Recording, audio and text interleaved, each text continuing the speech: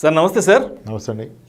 రామ్ ప్రసాద్ గారు, అందరూ అడ్వైజర్లు అందరూ ఈ మ్యూచువల్ ఫండ్స్లో ఇన్వెస్ట్మెంట్ పెట్టండి, మ్యూచువల్ ఫండ్స్కి మించిన మహా అద్భుతమైన ఇన్స్ట్రుమెంట్ ఇంకొకటి లేదంటూ అందరూ బల్ల గుద్ది చెప్తుంటారు. సరే, ఒక 15 సంవత్సరాలు 16 సంవత్సరాలు కడుతూ ఉంటాము, ఎస్ఐపి మ్యూచువల్ ఫండ్స్లో చేస్తూ ఉంటాం కదా. ఆ 15వ సంవత్సరం 16వ సంవత్సరము డబ్బులు అవసరం అయ్యి ఏదైనా ఇంట్లో ఎమర్జెన్సీ వచ్చి డబ్బులు వెనక్కి తీసుకుందాము అని అనుకున్న సందర్భంలో ఒకవేళ మార్కెట్ 20% 30% క్రాష్ అయితే ఆ రోజు దాంట్లో ఇన్వెస్ట్మెంట్ పెట్టిన వ్యక్తి యొక్క పరిస్థితి ఏంటంటారు? అండ్ ఎవరు దీనికి సమాధానం చెప్పాలి? చాలా టఫ్ క్వశ్చన్ని చాలా గట్టిగా నా మీద కక్ష పెట్టుకుని అడిగేస్తున్నారు మీరు. అయితే వాళ్ళు చెప్పారు వీళ్ళు చెప్పారు అంటలేదు, మీరు నేనే చెప్పాను అంటున్నారు ఇండైరెక్ట్గా. ఎస్, ఆన్సర్ చేస్తాను. First of all, mutual fund డెఫినెట్గా గ్రేట్ అసెట్. ఇన్వెస్ట్మెంట్ పరంగా is one of the best asset class. Subject market risk, disclaimer.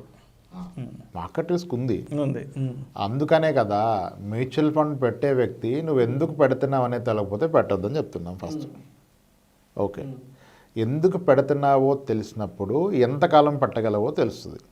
So ముందు గోల్ ఏంటో తెలుసుకోవాలి. గోల్ లేకుండా ఇన్వెస్ట్మెంట్ అవసరం లేదు. చాలా మంది గోల్ ఏంటంటే పెరుగుద్దని పెడుతున్నారు, 1 year తర్వాత పెరగదు, పెరగలేదని తీసేస్తారు, పెరిగిందని తీసేస్తాడు. ఉపయోగం ఏంటి? పెరిగితే పెరిగిందని తీసేస్తావు, తగ్గితే తగ్గిందని తీసేస్తారు, ఏమవకపోతే ఏమవ్వాలని తీస్తున్నారు. అసలు మీరు ఎందుకు పెట్టారు? అంతే కదా, ఎందుకు పెట్టారో తెలవాలి. అప్పుడు ఎన్నాళ్ళు పెట్టగలనో తెలుస్తుంది. అప్పుడు దాన్ని బట్టి దేంట్లో పెట్టాలి, ఏ కేటగిరీ స్కీమ్, అదంతా సెకండరీ.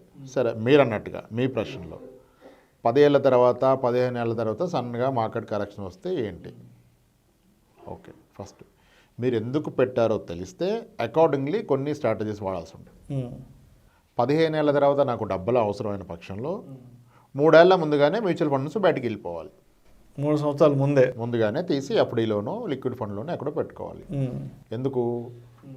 మీ గోల్ 2024లో ఉంటే 22లో మీరు ఇంకా మార్కెట్లో ఉంటే రేపే మాంద్యం వచ్చి పడిపోతే 24కి రికవర్ అవ్వచ్చు, అవ్వకపోవచ్చు. అప్పుడు మీ గోల్ మిస్ అయిపోతారు కదా. 3 ఏళ్ళ ముందుగా తీసి సేఫ్ పెట్టుకోవాలి. అదే 6-7 ఏళ్ల ముందే మార్కెట్ పడిపోతే ప్రాబ్లం లేదు, 2-3 ఏళ్ళకి రికవర్ అయిపోతుంది. అది ఫస్ట్ క్లారిటీ. నెక్స్ట్, ఎమర్జెన్సీ వస్తే డెఫినెట్గా తీసేసుకోవాలి మ్యూచువల్ ఫండ్. ఎమర్జెన్సీ వచ్చినప్పుడు లాభ నష్టాలు కాదు, ముందు అందుబాటులో ఉందా లేదా చూడాలి. ఓకే, ఏం తినాలని ప్లాన్ చేస్తే బిర్యానీ, ఆకలైనోడికి అన్నం పెడితే చాలు, వాడికి బిర్యానీ ఎక్కర్లేదు కదా. బాగా ఆకలితో ఉన్నోడికి ఫస్ట్ బ్రతకాలి వాడు. సో ఎమర్జెన్సీ వచ్చినప్పుడు ఏదైనా సరే మీకు లాభమా నష్టమా కాదు, అందుబాటులో ఉందా లేదని ప్రశ్న. ఓకే, సో ఆ ఎమర్జెన్సీ కూడా మీకు 10-15 ఏళ్ళతో వస్తే పెద్దగా ప్రాబ్లం ఉండదు. కానీ ఈక్విటీ మ్యూచువల్ ఫండ్స్ కనీసం 8 ఏళ్ళ పైన ఉంటేనే మీకు లాభాలు వచ్చే అవకాశం ఉంటుంది. ఓకే, 2-3 ఏళ్ళ తర్వాత ఈక్విటీ మ్యూచువల్ ఫండ్లో నెగిటివ్ రిటర్న్స్ ఉంటాయి. 2017లో ఇన్వెస్ట్మెంట్ ఎస్ఐపి ద్వారా స్టార్ట్ చేసిన వ్యక్తికి కరోనా టైంలో అతని పోర్ట్ఫోలియో 25% నెగిటివ్ వెళ్ళిపోయింది, డౌన్కి వెళ్ళిపోయింది. 3 ఏళ్ల తర్వాత అదే ఎఫ్డీ అయితే అది జరగదు కదా. కానీ ఈరోజు మళ్ళీ అతనికి 19% CAGR ఉంది. ఓకే, సో మ్యూచువల్ ఫండ్స్లో ఈ ఒడిదుడుకులు సాధారణంగా జరుగుతూనే ఉంటాయి. అందుకనే 8 ఏళ్ళు పైన ఉంటేనే ఈక్విటీ కరెక్ట్ అన్నాం. అలా అని చెప్పి 1 yearలో ఈక్విటీ పాజిటివ్ రిటర్న్ ఇవ్వదని కాదు. ఇప్పుడు కొన్ని ఫండ్స్ చెప్తాను నేను, ఇది ఎవరికి రికమెండ్ చేయట్లేదు. ICICI పొటెన్షియల్ కమోడిటీస్ ఫండ్ అని వితిన్ 1 yearలో 200% రిటర్న్ ఇచ్చింది. Quant small cap fund within 1 yearలో 180% return ఇచ్చింది, వితిన్ 1 year రిటర్న్. అలానే SBI Magnum children benefit fund అని 160% రిటర్న్ ఇచ్చింది. ఈ రిటర్న్ వచ్చినప్పుడు అందరూ చెప్పేస్తారు ఇంత రిటర్న్ ఇచ్చేసిందని వీడియోలు చేస్తారు వ్యూవర్షిప్ వరకు. కానీ అదేమన్నా పర్మనెంట్ రిటర్నా? కాదు. ఒక ప్లాట్ కొని రెట్టింపు అయితే డమ్కి వేసేస్తున్నారు, డబుల్ అయిందని. మరి ఇవి కూడా 1 yearలో 2 times పెరిగినాయి. 200% ఈజ్ వాట్, అలా కూడా పెరిగినాయి.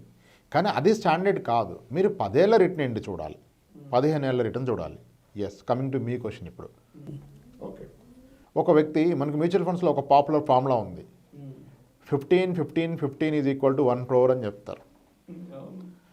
అంటే 15,000 ఎస్ఐపిని 15 ఏళ్ల పాటు కనుక పెట్టగలిగి మీకు 15% రిటర్న్ వచ్చిన పక్షంలో అది 1 crore అవుతుందని చెప్తున్నారు.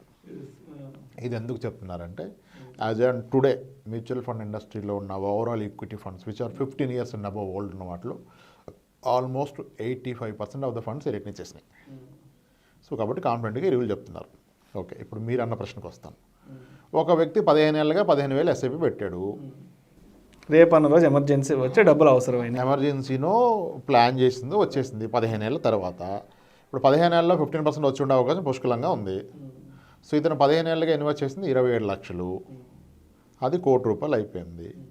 నెక్స్ట్ డే మార్కెట్ పడిపోయింది అనుకోండి. నిజానికి మార్కెట్ 1 dayలో 20% ఏం పడదు, దానికంటూ కాస్త టైం పడుతుంది. ఓకే, నిజంగా market 10% in a day by day halt అయితే కొన్ని స్టాక్స్కి మీకు లిక్విడిటీ ఉండదు, కానీ మ్యూచువల్ ఫండ్కి ఉంటుంది. ఓకే, సో ఇప్పుడు సన్నగా 1 crore అయ్యాక మార్కెట్ ఆయన చూసుకోలేదు, పడుకున్నాడు పాపం. 15 days 20 days పడుకున్నారు. ఈ టైంలో మార్కెట్ 20% కరెక్ట్ అయింది. అప్పుడు ఏమవుతుంది, అతన్ని ₹1,00,00,000 కాస్త తగ్గి 80 లక్షలు అవుతుంది. కానీ అతని పెట్టుబడి ఎంత, 27 lakhs కదా. అవును, మొన్నటి వరకు 15% రిటర్న్ ఉన్నది, ఇప్పుడు అది ఎఫెక్టివ్గా 12.2 12.5 అయింది. ప్రాబ్లం ఏంటి?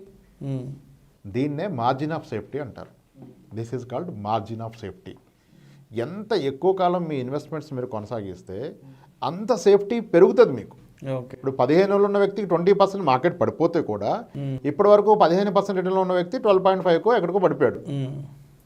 అతను పెట్టింది 27 lakhs, ₹1,00,00,000 అయింది, ఇప్పుడు 80 లక్షలు. Still is at profit.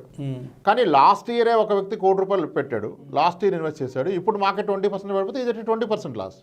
అంటే ఎక్కువ కాలం ఉన్న వాళ్ళకి లాస్ వచ్చే అవకాశాలు చాలా తగ్గిపోతాయి. చాలా రోలింగ్ రిటర్న్స్ డేటాలు ఉన్నాయి. ఆఫ్టర్ 7 years నెగిటివ్ రిటర్న్ లేవని ప్రూవ్ చేశారు కొన్ని స్ట్రాటజీస్. ఓకే, సో 15 ఏళ్ళ తర్వాత మీరు అన్నట్టుగా 20% మార్కెట్ కరెక్షన్ అయితే కూడా 15 ఏళ్ళుగా ఇన్వెస్ట్ చేసిన వ్యక్తికి అయితే పెద్దగా వచ్చే నష్టం ఏమీ లేదు. Still be at profit. అతని ప్రాఫిట్లో కొంచెం తగ్గుతుంది. 15% రిటర్న్ కాస్త 12.5 12 లేదా 11 అవుతుంది. పోయేది ఏముంది, ఇంకెక్కడ 11 అయితే రాదు కదా 15 ఏళ్ళకి. ఎక్కడ వస్తుంది 15 ఏళ్ళకి 11% గ్యారంటీడ్? ఇక్కడ గ్యారంటీ కాదనేది షార్ట్ టర్మ్లో గ్యారంటీడ్ కాదు, లాంగ్ టర్మ్లో ఇట్ ఇస్ గ్యారంటీడ్ అన్నట్టే. ఇప్పుడు 20 ఏళ్ళు ఎండోమెంట్ ప్లాన్ కట్టినోడికి 5% వస్తే లేని నొప్పి, 15 ఏళ్ళు మ్యూచువల్ ఫండ్ కట్టి 11కి పడిపోతే ప్రాబ్లం ఏంటి? 20 ఏళ్ల పాటు పూజ చేస్తూ కూర్చున్నారు కదా, ఎండోమెంట్ కట్టాం వచ్చేస్తాను, వచ్చేసింది తీరా. కానీ పర్సంటేజ్ ఎవరు లెక్క ఇట్లా అక్కడ. నేను 10 లక్షలు కట్టాను, పాలసీ 20 లక్షలు వచ్చింది అన్నాడు, కానీ పర్సంటేజ్ ఎంత వచ్చింది? 5% కదా. ఇన్ఫ్లేషన్ కంటే తక్కువే కదా. మరి ఇక్కడ వచ్చినప్పుడు ఏం problem? So margin of safety, the longer is a period you hold, the very less chances. అసలు లాస్ట్ రాదు. అది కూడా ఎప్పుడు మనకి ఎమర్జెన్సీ. ఫస్ట్ ప్లాన్ అయితే ప్రాబ్లమే లేదు కదా, 3 years ముందుగా మనం యాక్షన్ తీసుకుంటాం. యాక్షన్ తీసుకోలేదు, ఎమర్జెన్సీ వచ్చింది, ఆ రోజు పడింది, స్టిల్ ప్రాబ్లం లేదు కదా. సో కాబట్టి మార్జిన్ ఆఫ్ సేఫ్టీ ఇది కాన్సెప్ట్ అండి.